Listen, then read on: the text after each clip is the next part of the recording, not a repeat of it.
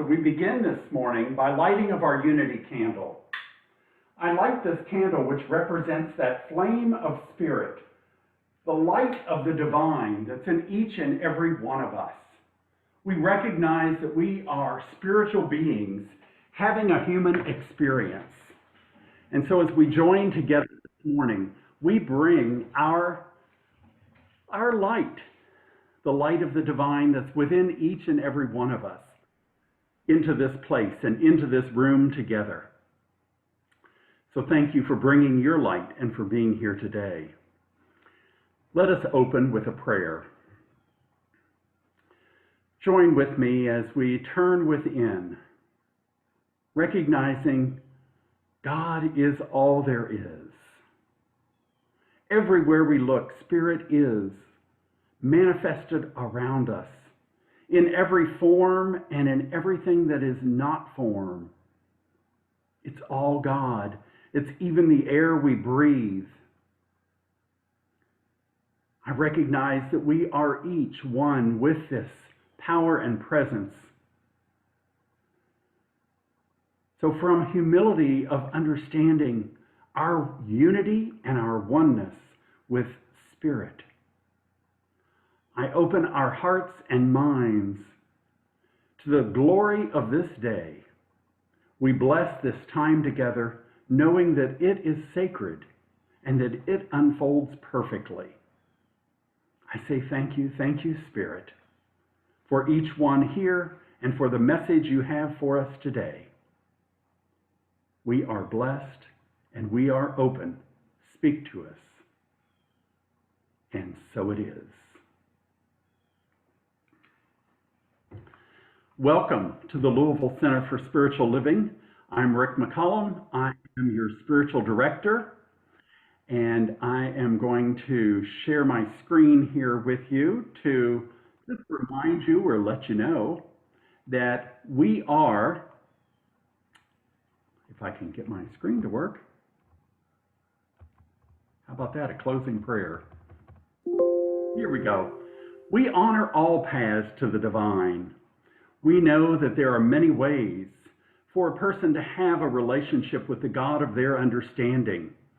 So as we're an inclusive center and we open ourselves to see the divine in all people, we know that wherever you are on your spiritual journey, you're welcome here with us. And we're glad that you're here today.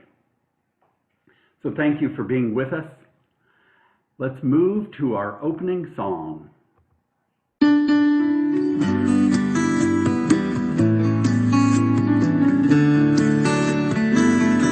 We welcome you, Spirit, as we gather here to love one another in ways you make clear. We lift up our hearts in joy and open our minds. We welcome you, Spirit, in this holy time. We welcome your Spirit as we gather here to love one another in ways you make clear. We lift up our hearts in joy and open our minds. We welcome your Spirit in this holy time. We welcome you, Spirit, in this holy time.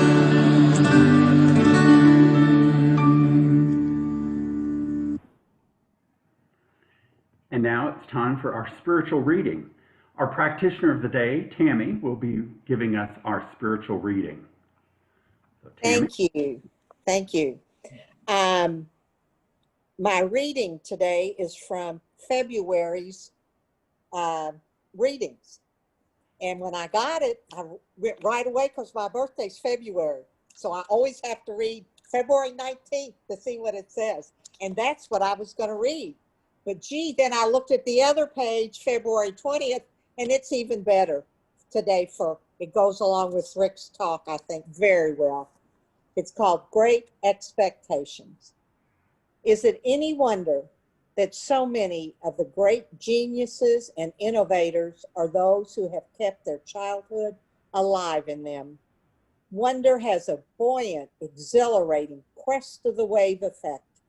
It is at once an expectancy of fulfillment and an anticipation of more to come.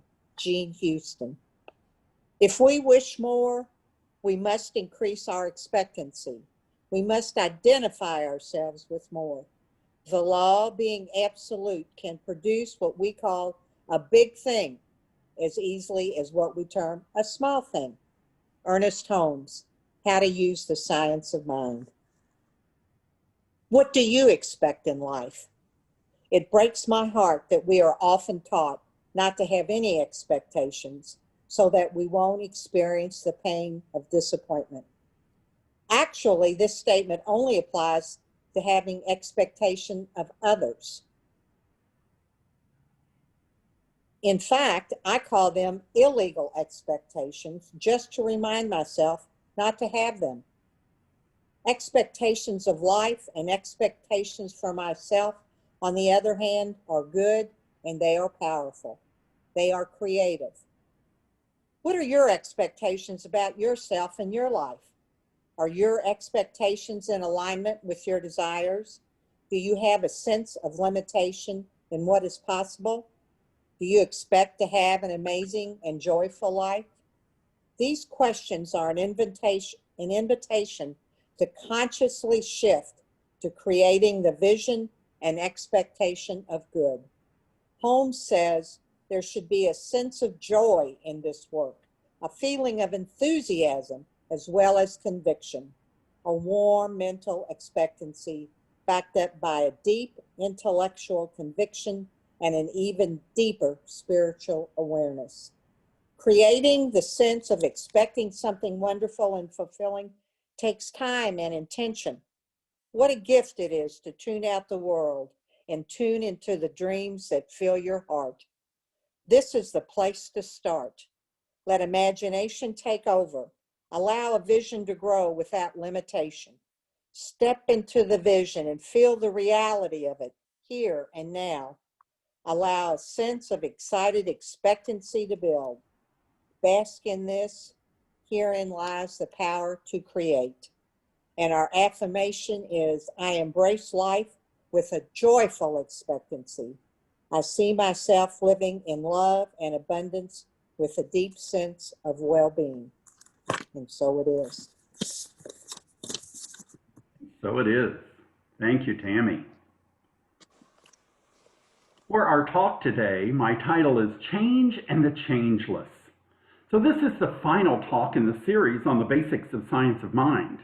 And it's my intention for today to wrap together all of the spiritual principles of oneness, love, the creative process, and the fact that we are spiritual beings.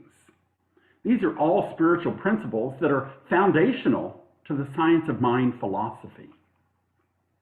The changeless that I'm talking about is spirit. It's God, the divine intelligence, first cause, nature, the one power, one presence, unconditional love, whatever name you want to give to that power in the universe that's greater than you are. That is the changeless. I've shared earlier in the month that it doesn't matter what name you give to this power. Whatever name you use, it will not change the nature of the divine. This nature of the one power, one presence, spirit, God, divine intelligence, is unconditional love and its lavish abundance.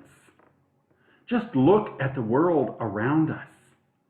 We see that spirit is finding lots of ways to share love with us, and we see the abundance throughout nature. All the grains of sand on the beach, the many different kinds of plants, all the different wildlife. It's amazing as we look at the abundance of the universe. This love and abundance is available to all beings. Now, you've heard me talk about spirit being love and law. And I said that was two sides of one coin. Love and law. Love, this unconditional love of spirit, points the way for how we can live our lives. And the law is what makes it possible. The law is the impersonal part of spirit. That means that spirit is giving to everyone, no matter who you are. There's nothing that you need to do to make yourself worthy. You are a creation of God, and as such, you are made fully with the nature of the divine. So we can say that you are a co-creator with the divine, and we each get to create our world, whether we do that consciously or unconsciously. We are creating by the thoughts we have and the words we speak. Are you conscious about what you're creating for yourself? You see, the impersonalness of the law here means that the abundance and the love of the universe is offered to everyone. Whatever your religion, your ethnicity, the language you speak, your sexual preference, the color of your skin, none of this makes any difference to spirit. Any way that we can take and divide ourselves into them and us, into this person is different than that person, whatever difference we might make, spirit doesn't see that. We are all one human family. All of the gifts of spirit are laid out for each and every one of us to draw into our lives. But here's the key. We draw them into our lives as we believe. I spoke one week about how spirit works through us, how we're each unique expressions of God. There's only one God, but there are many, many expressions of this one. In fact, each human being is an individual, unique expression of the one. Now this week, we get to look at how do we use this power? How do we bring this love and law into our life? The beginning of this chapter, the very first paragraph says, one of the great difficulties in the order of new thought is that we're likely to indulge in too much theory and too little practice. As a matter of fact, we can only know as much as we can prove by actual demonstration. Now, to me, this is saying we don't just talk about these principles, we must live them. How do we live these principles of science of mind? Well, we can say God is all there is. We can say there's one power, one presence in the universe. But if we're living like there's a devil behind us, chasing us all the time, or if our minds are filled with fear or notions of lack, then we're not using this philosophy. We're not living the philosophy. We're only theorizing about it. Can you see a difference there? To demonstrate the science of mind philosophy, we need to live it. We need to walk our talk. Have you heard people say that before? I know you have. We must walk our talk. Act as though it were true. You know, one of the things I have learned in my study is that Bill W., who was the founder of Alcoholics Anonymous, was a friend of Ernest Holmes. And so that's why people in 12-step groups often relate very well to our science of mind philosophy, because I think there's a lot of that built in to what is taught in 12-step. Ernest Holmes said, "All the power of the universe is with you. Feel it, know it, and then act as though it were true." In 12-step, they talk about fake it until you make it. Well, that's another way of saying act as though what you're saying is true. So think about it. For science of mind philosophy, if we really allow ourselves to feel all the power of the universe is with us, then there's nothing to oppose us. If we say it's all God, well, of course there's nothing to oppose us. because God wouldn't be opposing itself. It also talks in our textbook that the law is a law of liberty, not a law of license. So I just want to caution you here, as we feel the presence of God in us, and as we know that power that it gives us, being one with that power and presence, the allness of the universe, it's not a law of liberty that allows us to willy-nilly do whatever we want.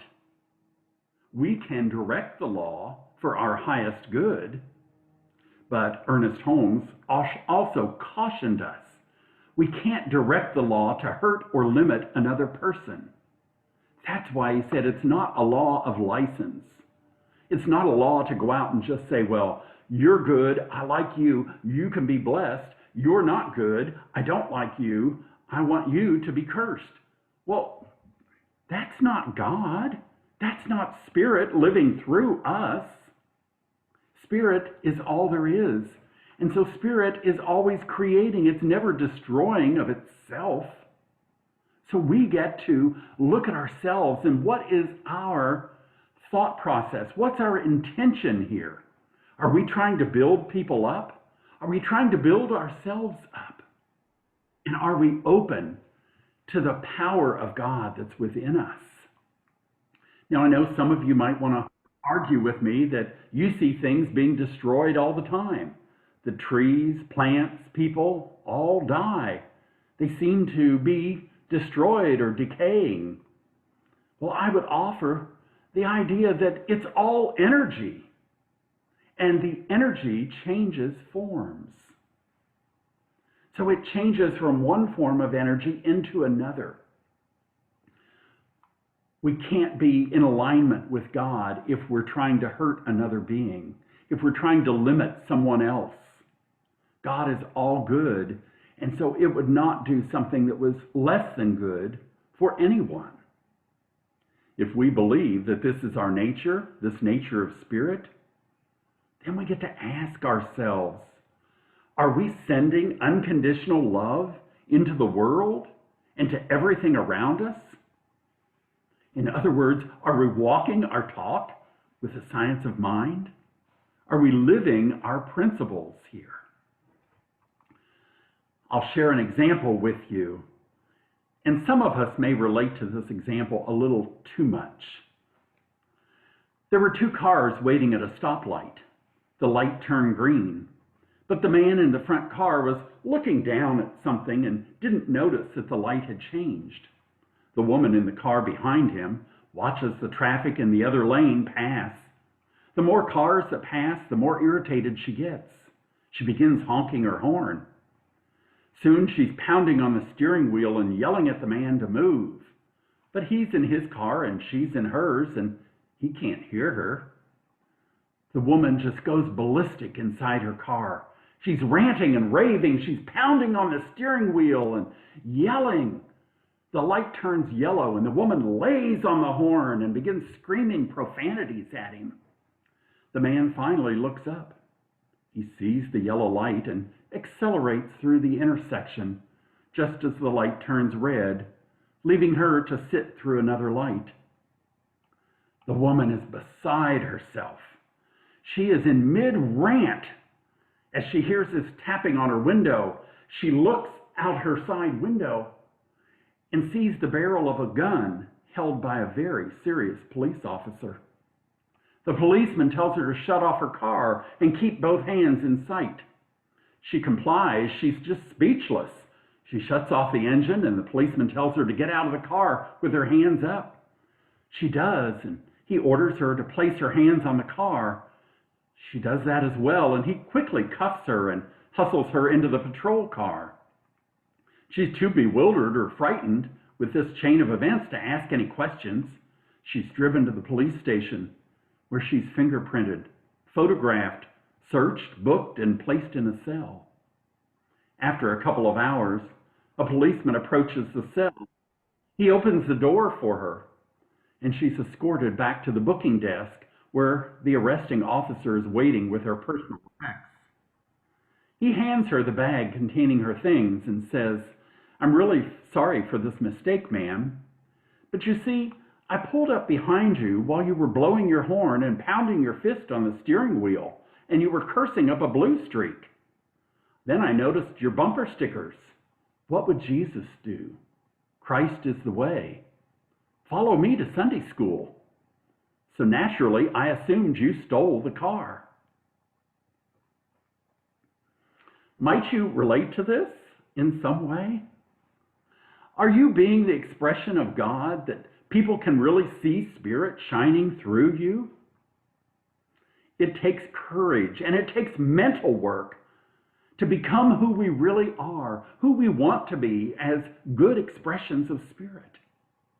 I want you to know you are an amazing, creative, spiritual being, and all the power of the universe is with you. Are you acting with this kind of faith in yourself and in the Spirit within you? I'll share with you about a young man that I've been reading. He's a writer and a poet, and he writes under the name Young Pueblo, Y-U-N-G, Pueblo. He says he lives in New York City, and I'm 29 years old. I was originally born in Ecuador. I write under the name Young Pueblo for two reasons. One, because Pueblo is a word used in Ecuador in reference to the masses of economically impoverished people. So it always reminds me of my roots, where I came from. The second reason, Young Pueblo literally means young people, which reminds me of something that I believe deeply. And that is that as humanity, as a whole, we are very young. We have a lot of growing up to do. We're collectively still learning how to be kind to one another, how to clean up after ourselves, how to share, and how not to fight one another. Things that I hope we will learn to do well in the next 100 years. In an interview with this writer and poet, he was asked, what is the key to saving the world? And he answered, you. You are the key. Heal yourself. Know yourself. Make yourself whole and free.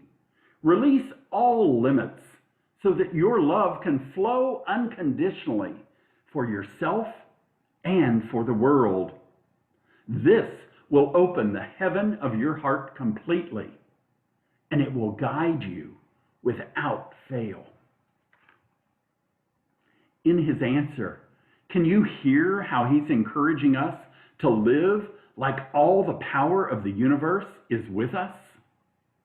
To release our limits and to allow love to flow unconditionally for ourselves and the world?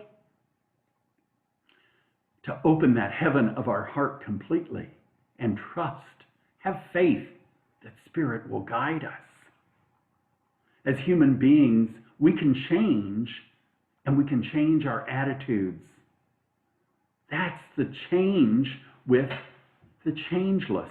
The changeless is God, and what changes is us, our understanding. We get to educate ourselves to who we really are as expressions of Spirit. We can open the heaven of our hearts completely as we trust and allow Spirit to guide us, as we have faith in that power that is greater than we are. God is always offering us unlimited possibilities and potential for our life experience. We're the only ones who can limit the good in our life. We're the only ones who can limit the power of Spirit manifesting in our lives.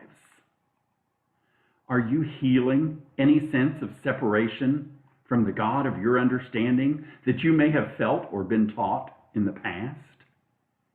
That's part of our spiritual work here, is to heal that sense of separation.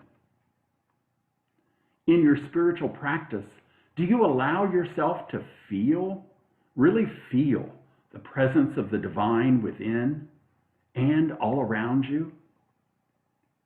As we practice the presence of God in our lives, we'll find that it's not a destination. The Finding the presence of God within us is not a destination, it's a lifelong journey. And we get to practice that presence, find that presence of God within us each and every day, and in every experience along our day. It's the beginning of a new year. Many of us have set our intentions for the year. But just because we've set intentions doesn't mean our spiritual work is complete. Now we get to allow God to work even more through us, to accomplish what our intentions are, and maybe even more. You see, Spirit always has more for us.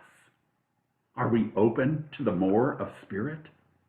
Are you willing to surrender to the divine unfolding in your life and see the deep magic and the high vision just waiting to be revealed?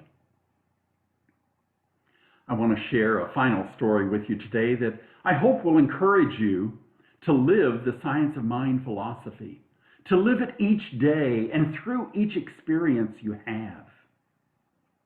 There was a young woman who spent her summer break working in Yellowstone National Park. Her father came to visit her, and they drove through the famous Lamar Valley to a foothill at a mountain range. When they arrived at the lookout point they wanted to see, they stopped the car and got out. Both of them being of an adventurous nature, they walked over a low ridge and found another low ridge. Her father called to her, "It's just on the other side of that ridge." And then he started walking toward that ridge. When he got there, he said again to his daughter, "It's just on the other side of that ridge." And he took off walking again. They did this time after time. Finally, his daughter, laughing and enjoying the simple pleasure of wandering along to see what they would find, said to her father, "You keep saying that. What do you think we're going to find?" He said, "I don't know. Maybe the same thing. Maybe a moose. Who knows? But it's just on the other side of that ridge." And on they trekked, ridge after ridge. And then they found it. They found it. It was a herd of pronghorn with their small babies that were darting through the valley. Had they not been curious, had they not wandered from ridge to ridge to ridge and enjoying what they found, but still remaining open to seeing more, they never would have glimpsed these rare animals. It's very difficult to see pronghorn. They're very rare. While each ridge was beautiful on their hike, and each moment of our life is beautiful, if we only cling to the destinations that we planned on hitting, we could miss bigger and better surprises that Spirit has in store for us. Are we willing to keep going past what we thought was our destination? Ernest Holmes says at the end of these first 4 chapters in the textbook, "The perfect belief is in the beginning and the end of all good mental work." And that's what we do with Science of Mind. We're working with our minds. It's mental work to keep ourselves looking for the good. He goes on to say, "The invisible passes into visibility through our faith in it." Are we having faith in Spirit, that it is all around us, that it is within us, and that it is flowing through us as we open that heaven of our heart? Are you open to the unlimited magic and miracles that are available to you as a spiritual being having this human experience? Does your faith keep you focused on finding the good in life, even in unexpected ways and situations? Spirit always offers good and more good for us to embrace. Are we willing to change our thinking and to be open to new and fresh ideas? For me, I don't want to miss the amazing things Spirit has to offer me. And I will tell you, it's my prayer for you that you too will be open to the amazing things that Spirit is offering you. Let's move into our time of prayer.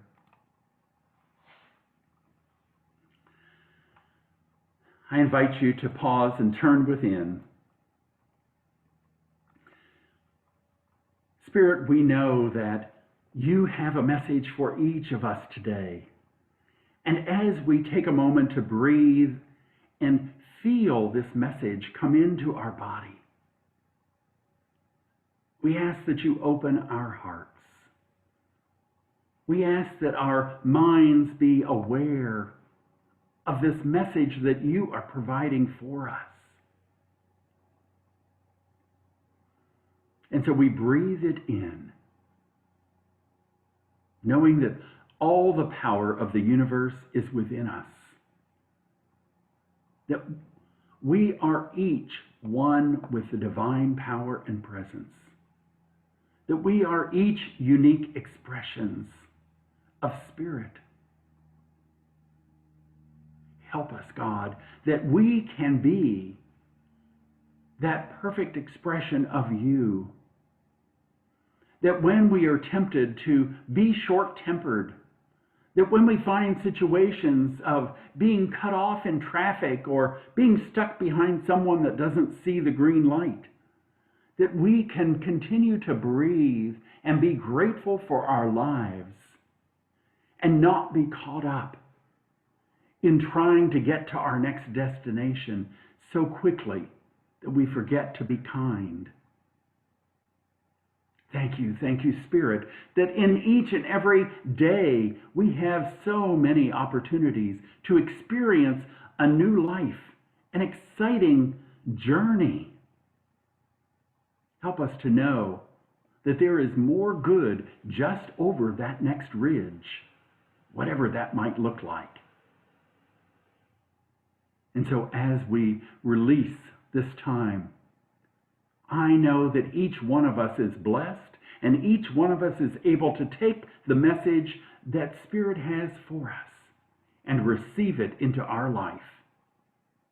We go forth with the power and presence of God. We go forth with the love of Spirit that loves us, and therefore we love the world. I bless us all, releasing this word into the law that only says yes. And we say together, and so it is. Namaste. And prosperity affirmation for the day.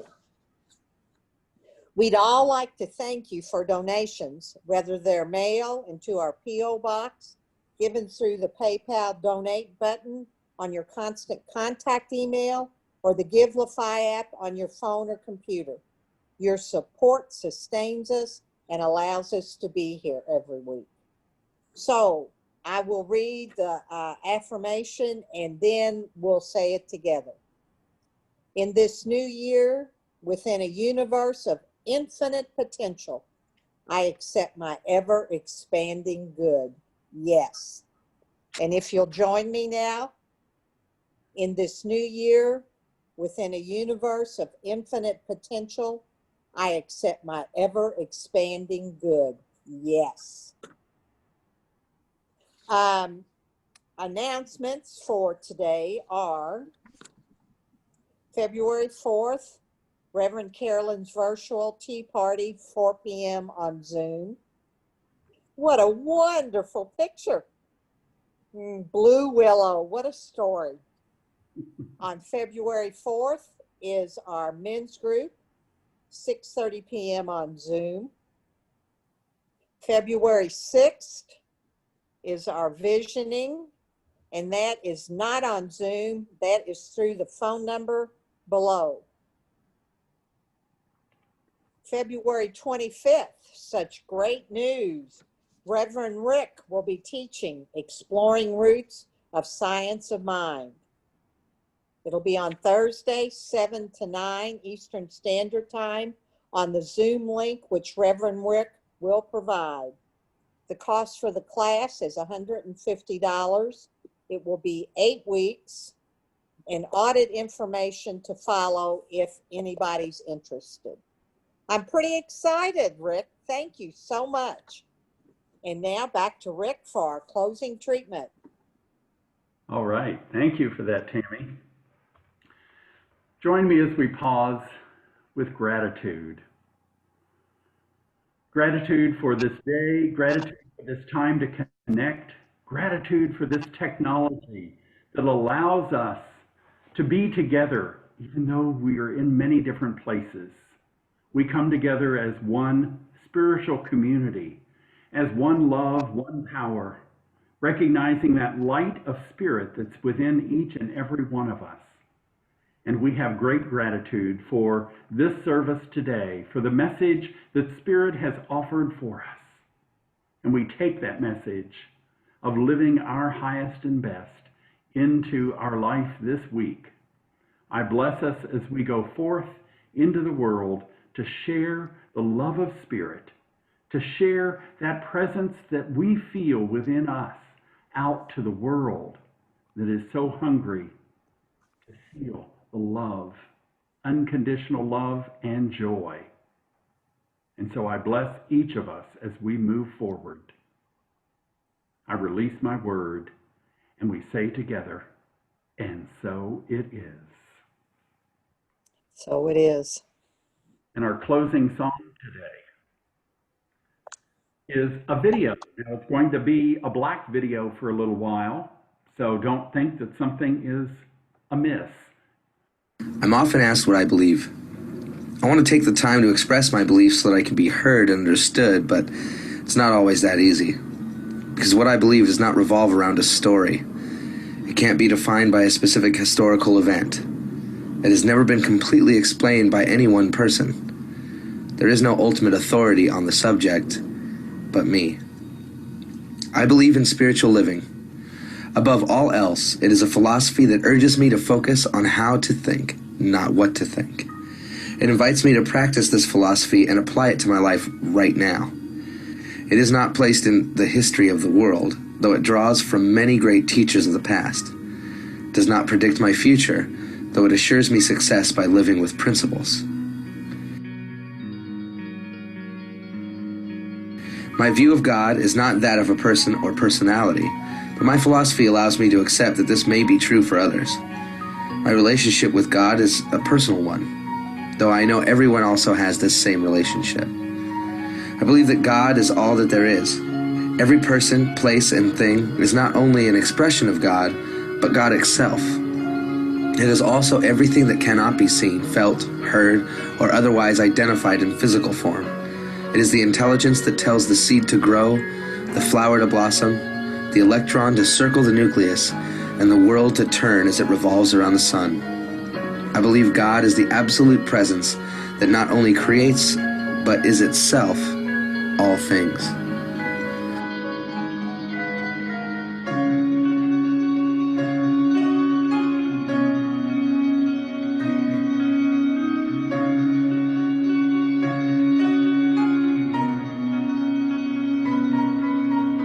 Because I know this, I am able to recognize that presence in and as me. Everything that I am on every level is God. All the love that there could be is in me now. All the peace that could ever be is within me now. All the beauty of the world lives in me as the presence of God right now. I know this of you too. I know that you are just as divine, just as lovely, and just as beautiful, because God is within you as well. Together, we are all connected by this one presence that I choose to call God. This means you are my brother, my sister. This means we are truly one.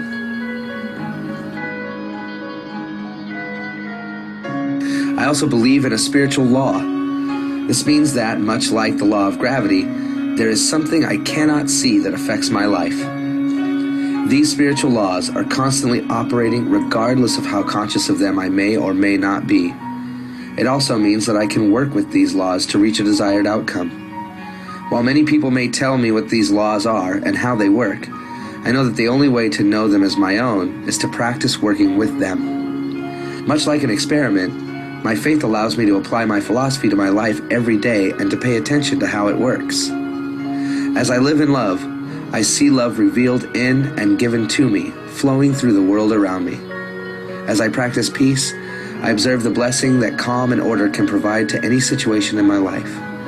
As I practice approaching the world as a beautiful blessing, it is clear to me that those I encounter feel blessed themselves. This is how I think, not what I think. I believe that being conscious of these facts gives me the blessed opportunity to live my life from principles that exemplify God's greatness in and as my life. My philosophy reminds me to see the world from this place and to act as a citizen of a spiritual community at all times. I know that as I do so, that God is constantly supplying all that is needed to bring me success. This could never really explain everything, I believe, because it is my life and who I am. You may still have many questions about what I believe, and I want nothing more than to share this part of myself with you. It is a blessing to have the chance to share my beliefs with you so I can be understood, and it is my gift to be open to understanding you. I would never tell you what you should believe, but I will always invite you to learn more with me. I will never tell you that you are wrong, but I will always honor your path as your own. I can never give you all the answers, but I will constantly remind you that the answers are already within you. I believe in God, I believe in myself, and I believe in you too, because I believe in spiritual living.